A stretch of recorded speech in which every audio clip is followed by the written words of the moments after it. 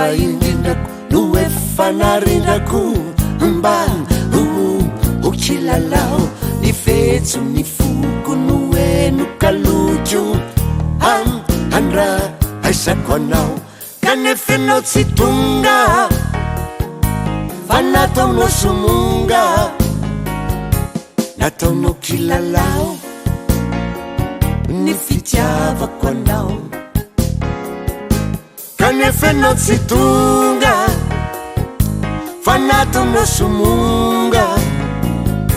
nataonao kilalao ny fitiavako anao misosa tsy fefena ny ora sy fotoana zahita sy jerena de to manaitra foana raha vao misy mitranga ny masoko efaranga fa to mananga zange ny lavitreny anao nefindrisy fanangaina fa ianao zay natenaina tsy niseho fa hafanitadeo ny tsara indrindrako no efa narindrako mba ho kilalao ny vetso ny foko no eno kalotro andra aisako anao kanefa enao tsy tonga fa nataonao somonga nataonao kilalao ny fitiavako anao kanefa enao tsy tonga fa nataonao somonga nataonao kilalao ny fitiavako anao vao enoko mipaika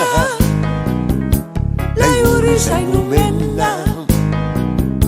izao metepo maika ny foko manantena vola mikio daholo ny akanjo sy ny volo ny masoko efa folo mitraroka anao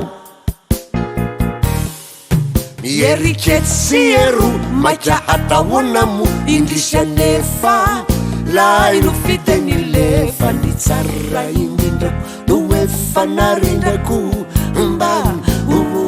ho kilalao ny vetso ny foko no eno kalotro andra aisako anao kanefa enao tsy tonga fa nataonao somonga nataonao kilalao ny fitiavako anao